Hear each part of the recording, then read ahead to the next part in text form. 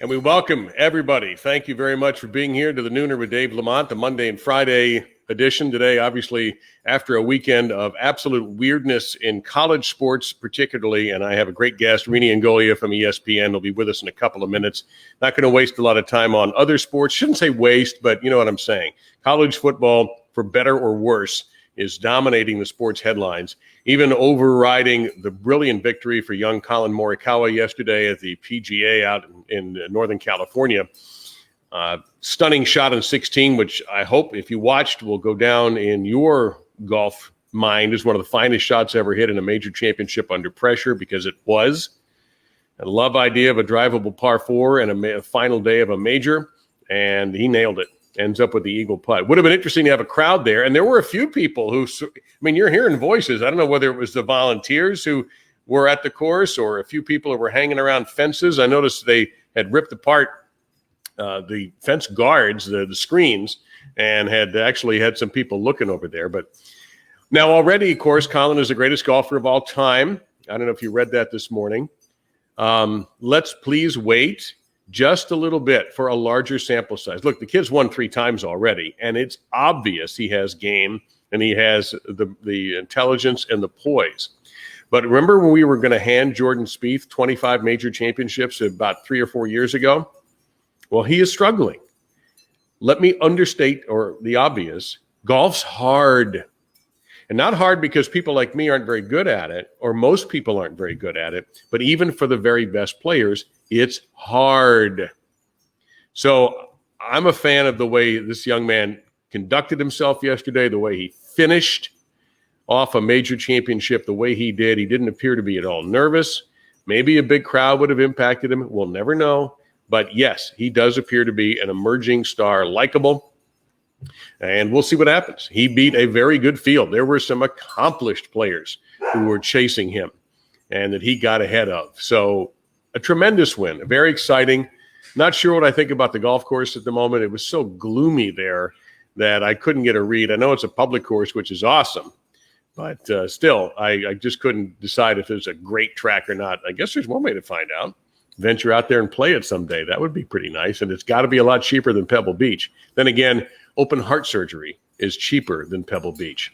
More about this. The Marlins lost couple. The Panthers are going to move on with a new general manager after their failure in the Canadian bubble. They got knocked out right away by the Islanders, so they're going to get a new GM. Dale Talon will be gone after 10 years. Probably a good idea for the Panthers to move on. And the Heat, well, it depends on what day you tune in. The last couple haven't gone very well for them, but at least they know that they're going to keep going. And the humiliation, the Disney Walk of Shame, but those teams were eliminated. They're out. I mean, they are out. It's the same thing. Remember, in my days, the College World Series, when you lost for the second time, your butt was in the airport first thing in the morning. Whatever the first thing was smoking, it wasn't even going to your city. You were gone. They were done paying for your tab.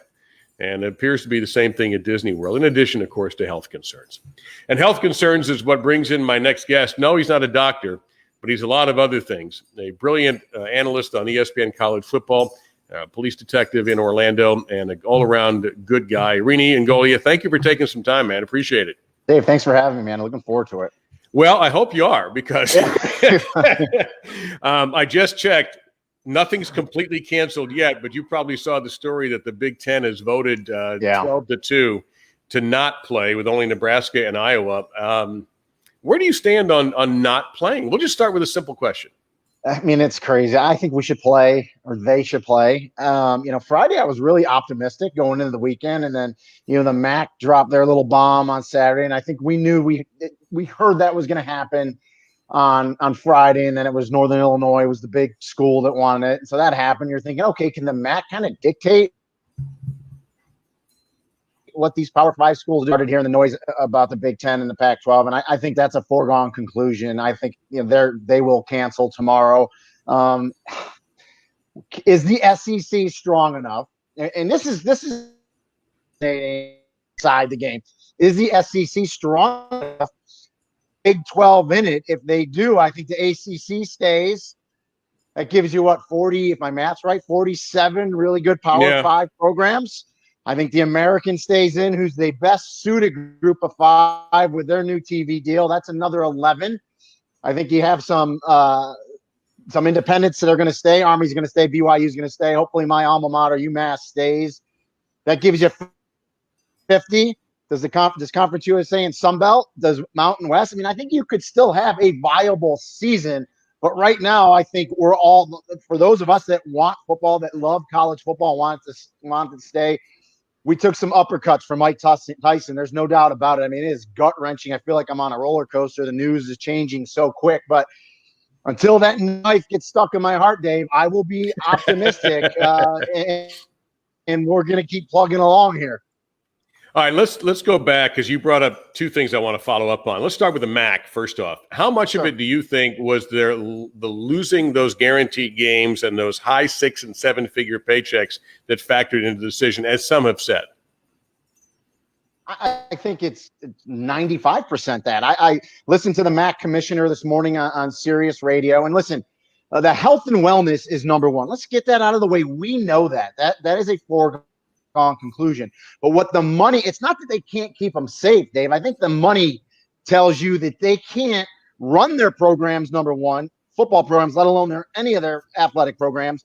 And the testing is expensive. So when you can't do that, then health and safety becomes an issue. But don't tell me, listen, I've been working every day with a lot of people in this country since this COVID crisis hit. Okay, I wear a mask, I social distance, I do the things I have to do, but I'm still out there working every day. I have a job. I have an essential job. I'm working. Don't tell me for a second that these players, and let's talk about football players in particular, because that's what we're talking about. Don't tell me for a second that these football players won't get better care under the programs at their colleges, universities, better medical care, better screening. Perfect example. UTEP today came out and said they had 4 players test positive. They were all asymptomatic. Those kids had no idea they had it. Well, guess what? If those kids don't have a football program to test them, they're at home. They're not getting tested. They're obviously going to probably pass that virus on, maybe to their parents, maybe to their grandparents. So that group of 5 program, I think, saved a lot of things, saved a lot of people. So I think they're better off in their protocols. So, I don't know. You're going to have, it's a pretty divided subject, right? You have the camp that says, no, shut it down, shut it down. You have a lot of us that are passionate about what college football and college athletics does for these young men and women and the structure it gives them. And I mean, if you just throw that away for a season, I think college football, as we know it, Dave, is going to be changed forever. Whether that's for the better or not, we'll see. The thing that I'm not getting a clear answer on is people are talking, and to your point about them being safer in this location. There are people dropping their children off at campus, not every campus, mind you, but we have a neighbor whose daughter is going to be driving across the state to Florida Gulf Coast to attend virtual classes, but she's going to the campus. Yeah. Friends I know who said their students, their sons and daughters at Florida, Georgia, I know a few other. So some campuses are open. What I'm not getting a clear picture on is this concept of, well, if they're not playing football, we're just going to send them home. Why can't they just stay and be the students that they're supposed to be when they're not playing football? And I agree with you, and I think they have to. I think the issue is I think there's a lot of players that probably are geared towards the NFL. They're probably not even going to stay. And granted, that's not a large portion, but I think some players will leave. I think the issue you have, Dave, is I think if you shut down football, do the programs still take and let's be honest, they consider it a risk, right? Because there's always a risk. Do they still train the players? Do they still have training table? Do they still lift weights? Do they still condition? Because if you're still going to do all those things, then why the hell aren't we playing?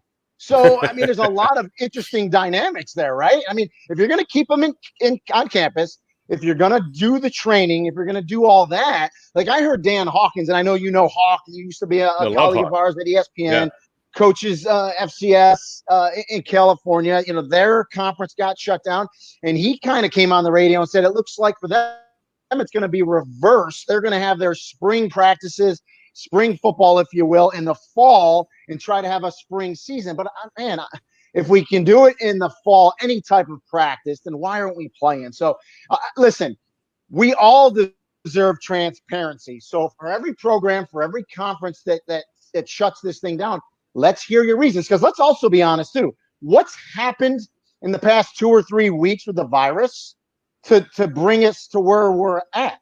Because nothing's happened, Dave. It's gotten better. Look at the data. Everyone wants to talk about, look at the science, look at the data. I just looked at the data in Florida, the state we live in. 4,000 positive cases today, Dave. That is the least amount of cases the state of Florida has had in like 45 days. It's been a long time. We're declining in the right direction. I mean, unfortunately, it's a respiratory virus. It's not going away, right? We either have to live through it, and hopefully, God willing, there's a vaccine. But as I said before, as far as I'm concerned, life doesn't stop. We have to push forward. Well, part of me, you know, I've gone back and forth on this all this time, and to what you said is something that I'm starting to accept. I don't know if we're ever going to be able to beat this thing into the ground and completely eliminate it from our lives. We're almost asking to live in a perfectly sanitary world, which is impossible no matter how hard we try. Yeah. And so that is part of why I'm leaning a little bit more towards hoping they can play, but understanding I'm not expecting it. And there's more research coming out about heart damage. And I just read somebody, I think at West Virginia, said, look, we like to do the spring. Maybe if we buy time now, we'll get a better idea about the long-term effects for anybody who catches it. There's so many good arguments. And unfortunately, Rene, the problem is some of the better arguments about playing are coming out now. Like, guys, we needed you 2 months ago. Exactly. We needed the players to be more of a deal.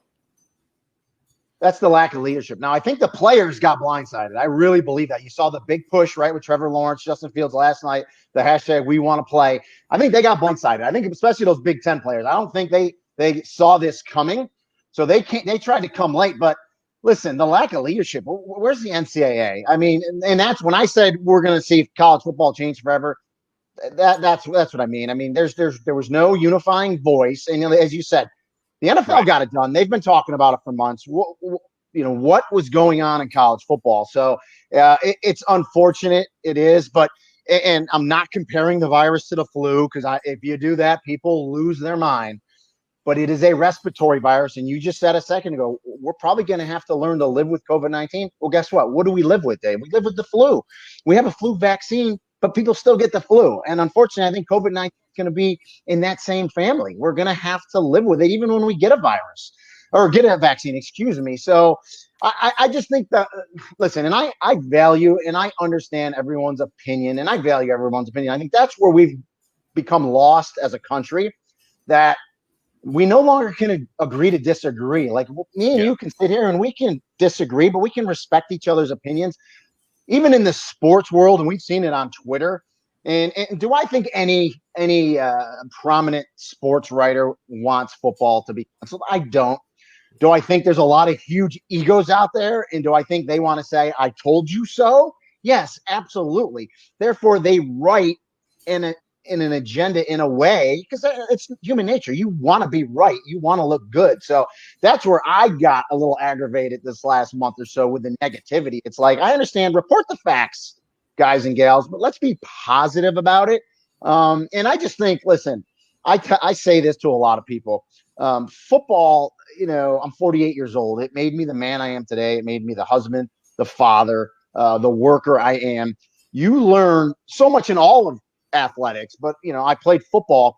It teaches you life lessons at a young age that these players don't even know they're learning, and that's what makes it so valuable. But when they're 30, 40, 50 years old, they're going to look back to their days, and that's why I think there's so many unintended consequences to just shutting the season down. I mean, that's easy, move it to the spring, but we know a lot of players won't play in the spring. Star players won't. Well, here's the other thing. Think about it.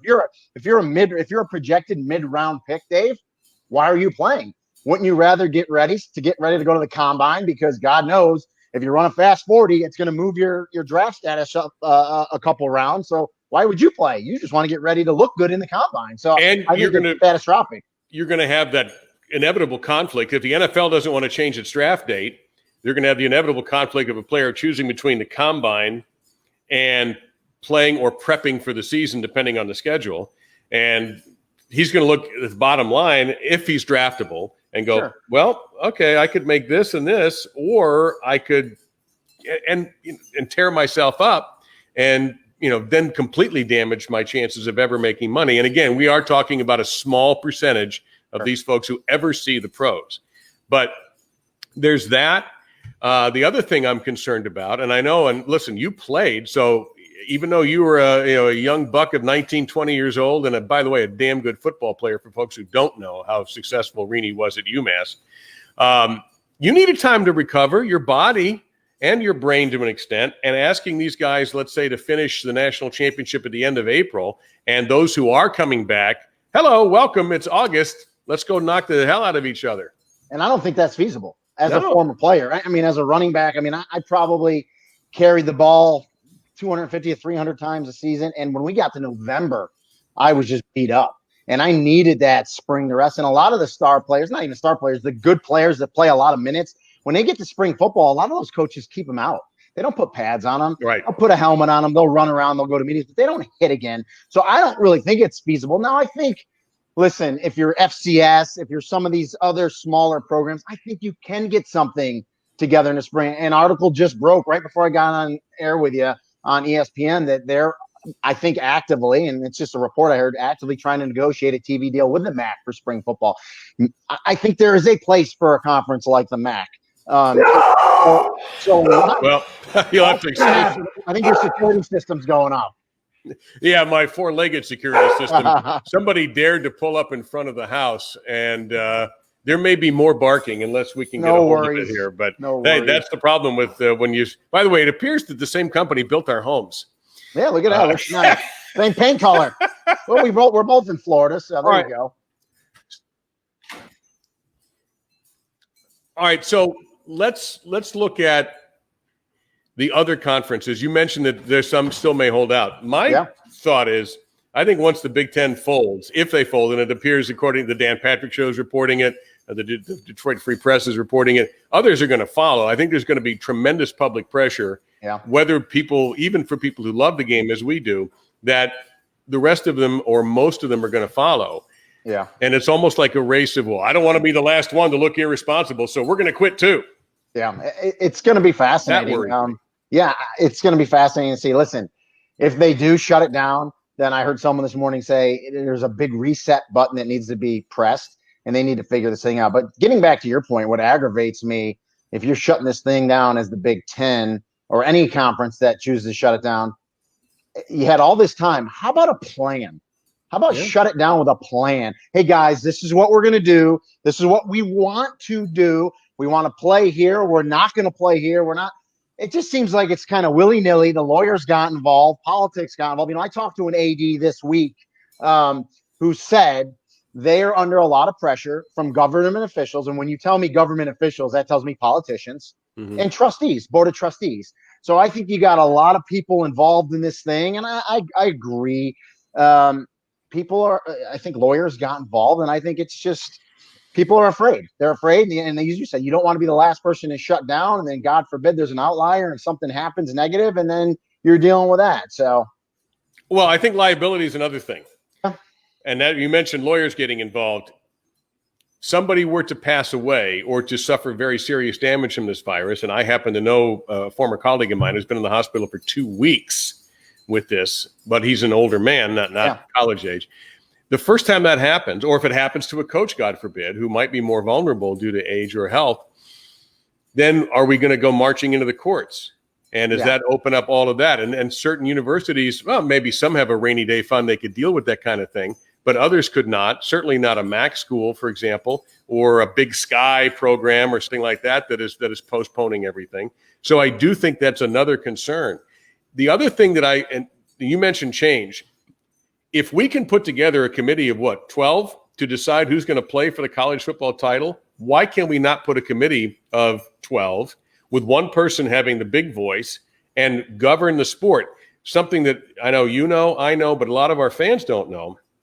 The NCAA does not run football. It runs softball and baseball and wrestling and so on, and basketball. But football is the conferences and their television partners. The presidents, of course, but it is a separate entity. If we're going to keep it that way, then it needs to have separate, firm leadership. And that's one thing I hope comes out of this, with the players having a voice at the table. I think if you leave them out, you're making a big mistake because, as you no doubt have seen, players are waking up to what leverage they do have. Correct. No, and I agree with you. And that is why this this whole idea of college football is crashing down before us because there is no one governing body. There is no one commissioner. If you had that in every Power 5 conference and the Group of 5, all 10 conferences were under the same umbrella, same testing. How about getting advised by the same, board of doctors? Every Right. conference, every school has a million different voices. And when that happens, everything gets cloudy, the waters get muddy, and then they say, you know what? Whoa, whoa, whoa. I'm pulling the plug. We're stepping out. When I listened to the Commissioner Steinbrecher of the MAC this morning, and he went through a litany of people that he as a conference was getting advised by, I said, oh my God, no wonder they're pulling the plug, because you got 50 different entities at the table all giving advice and all undoubtedly giving different advice. And then Yeah. it's just like, okay, let's pull back, let's reset, and let's do this thing all over. But, to get to your point too, Dave, about playing and the kids on campus, I got 2 high school students, right? Two girls, they both play club soccer. They both want to play Division I soccer. They've been practicing 3 weeks. I'm traveling up to Jacksonville this week. They got games. We're playing. I put a tweet out about it yesterday. Yeah, I saw that. And I got like 150,000 views. And some people are jumping at me. I wasn't comparing my high school girls club soccer to college football. But what I was saying was there's parents out there that can make informed decisions based on the information we have and move on with our lives. And I think that's what you see with the we want to play movement. And you talked about, the effects of COVID and what it may be. And I think right now everybody needs to know that there's risk out there. But guess what? In football, we take those risks all the time. I mean, not too long ago, the only thing on anyone's topic was CTE, right? Chronic traumatic encephalopathy. That was number one. There's risk in life. There's risk in game of football, probably more than any other. And I think everybody inherently knows that when they step on the field.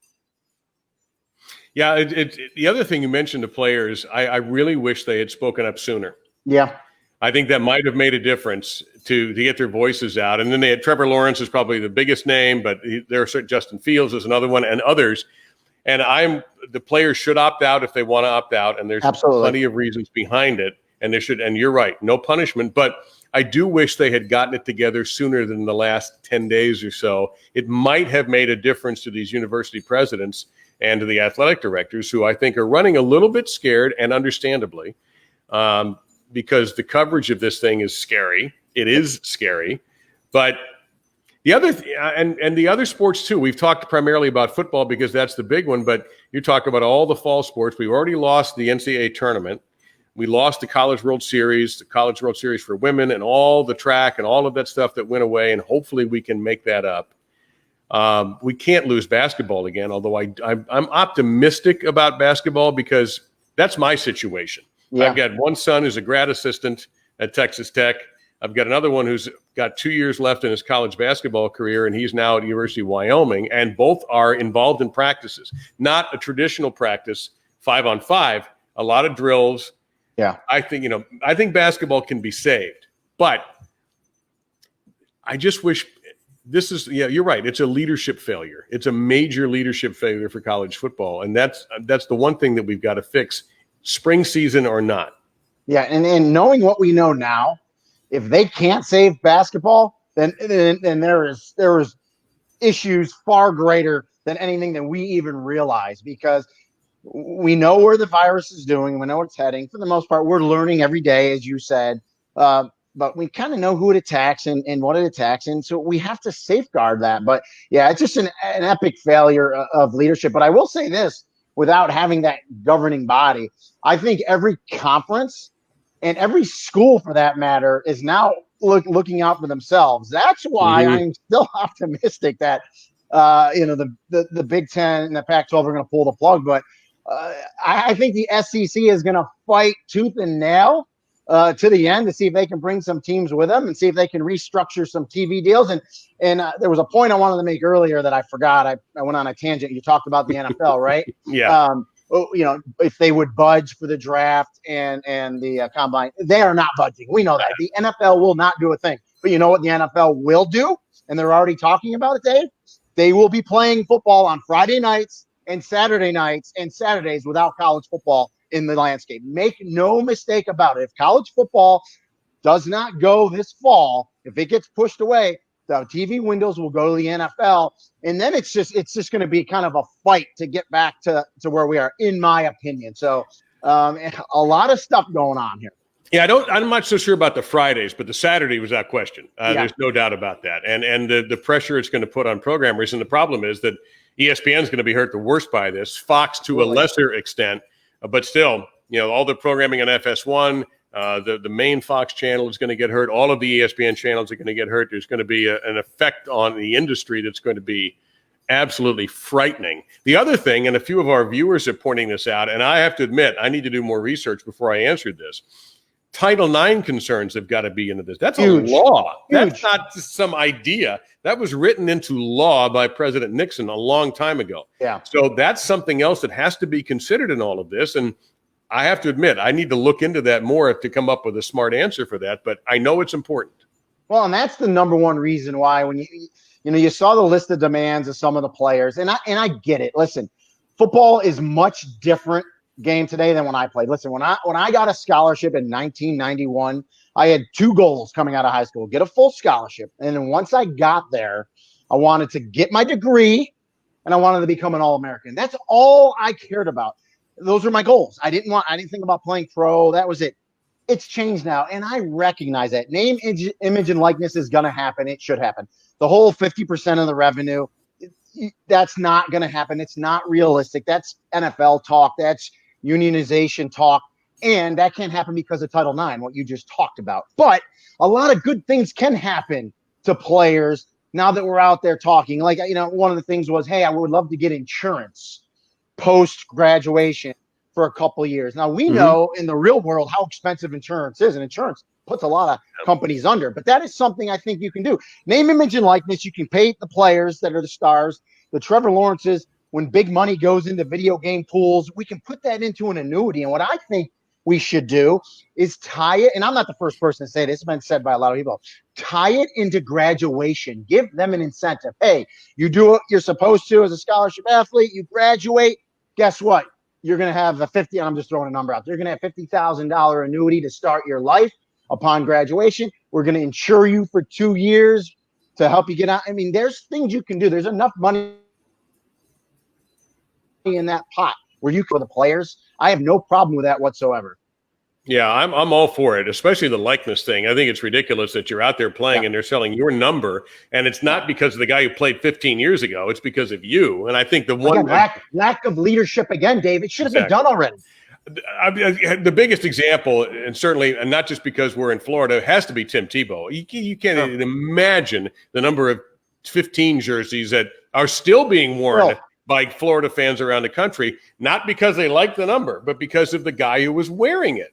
So he could have, not that it probably makes it much of a difference to him, it might have, but just imagine him or the others. Back when the Fab Five in Michigan got popular and they changed literally the fashion of college basketball, they were selling jerseys with those numbers in the Michigan bookstore, and those guys, were fighting to get a pizza at the Cottage Inn. I agree. And knowing Tim Tebow, and he was on the cover of EA Sports and all those things, I could see a player like Tebow saying, hey, take the millions of dollars, because that's what it would have been, millions of dollars, and let's put it in a pot. Let's put it in an annuity. Let it grow, and I'll share it with my fellow players. And I think there's players that can still do that. So get some smart minds in a room. Let's get the noise out of the way. Give the players a voice. And we can do great things as we move forward for all of college athletics. And, oh, by the way, that trickle-down effect for the big sports of football and basketball will help the other sports. Talk about Title IX. It'll help the women's soccer and the swimming and the volleyball. It'll help. There's no doubt about it. Ideally, that's the question is that has to start now, too, along with the conversations we have about possibly scheduling in the spring and all the amazing amount of headaches that's going to run into. If you're going to have other spring sports, and there's so many things about basketball that could conference only starting in January, conference only starting later than that, and bubble for college basketball. All these look. At least they're talking about ideas. You have to, because you got to think outside the box. You have to. Yeah, you do. And listen, we don't have to prove that bubbles are a bad idea. Turn on the NBA. Turn on Major League Soccer right now. NHL, Turn on the NHL. The WNBA, so I've not heard any problems with the WNBA. I've not heard any problems. All of these things, these are working. Now, college football, I understand that's virtually impossible. But college basketball isn't. Yeah. I think you could pull that off, hopefully not at too great a cost to the teams, that especially the mid to small conferences. It's doable, but it's August 10th today. And if we don't have people sitting down talking about it like you and I are, we're screwed. No, there's no doubt about it. And the good thing about basketball as it comes to health and safety, obviously way less players, right, and less staff, less support, and less everything, right, as compared to football. So the mid-majors in basketball, I think, are in a way better shape than the mid-majors, the group of fives, the max in football. And one thing, that's popped in my head too is let's be honest, I think the system's been broken for a long time in that if you're a program, getting back to football, if you're a program that relies on the quote unquote money games to not only fund your football program, but help your other sports out as well, the system's way broken and it needs to be fixed because we saw what happened now, right? Money games went away and it's Armageddon. So the historically black colleges desperately, and they do it in basketball too. Rene, I did the SWAC and the MEAC for several years in basketball, and you look at their records and you go, oh God. And then you go, oh, wait a minute. Look at these 9 games they had to play to start their season just to get through their conference season. Yep. And so it's a necessary evil in college sports to suffer these games, and baseball to a lesser extent too. They do it as well because I don't think that the money is nearly what it is in football. Obviously not, and not even so much in hoops. But yeah, it's these games, these sacrifices these schools have to make for their pride, for their money. And yeah, you get an App State beat Michigan every once in a while, and everybody says, see, anything can happen. But the list of bodies in the ditch is a lot longer than App State beating Michigan. Yeah, no, I agree. But I'm just thinking now, like, such great matchups I was looking forward to. Speaking about, David and Goliath, I was really looking forward to North Dakota State, Oregon. I can't believe Oregon took that game. That was going to be phenomenal. I mean, so many good matchups. But again, I'm an optimist, Dave. Until the knife is stuck in my heart, I am going to wait until the very end that we can still do something. Maybe I'm crazy. I don't know. I know you own a Kevlar vest. You might want to wear it. Up you. Yeah, you're right. Buddy, thank you so much. We're getting a lot of positive comments from our listeners, and I really appreciate you taking the time. Good luck to your daughters this weekend, and good luck to us for our future. It was a lot of fun, Dave, and I'd love to come on anytime. Thank you. You better believe it. Rene Ingoglia from ESPN, thank you so very much for being here. A couple of more little items before we get going. And again, what a wonderful guy and an unbelievably underrated and talented analyst, to say the least. Tomorrow, in addition to the Almost Daily Dave, I'm going to be guest hosting on Beef and Barnsey. That is Stu Williams, this professional bowler, if you don't know, and Chris Barnes, my good friend. Chris can't make it tomorrow, so I'm going to be Barnsey. This ought to be really interesting because while Chris is a dear friend, there are a lot of things he does and knows a lot more about than me, and bowling is one of them. But that's going to be at 11 Eastern. Look for Stu Williams on Facebook or Beef and Barnsey, more accurately, all over social media. And I will be with them tomorrow at 11, in addition to the Almost Daily Dave at 10 a.m. That's all Eastern time tomorrow. So just realized I have to change an appointment I made for 10:30. That I will do. So no English language fixing today, but we'll get back to that on Friday. Again, my thanks to Rene Ingoglia. Thanks to you all for some great comments about the future of college football, as murky and as difficult to watch as it is. I would love to be more optimistic. Rene's more optimistic than I am in real life But my thanks again to him, and my thanks to you. I'll see you tomorrow around 10 at 10 on the Almost Daily Dave. And then Beef and Barnsey. Yeah, 11 a.m. Eastern time. That'll be tomorrow. Thank you very much. Follow on Twitter, Instagram, subscribe on YouTube. Where are those things? Yeah, right there. And I'll see you tomorrow. Take care. Thank you.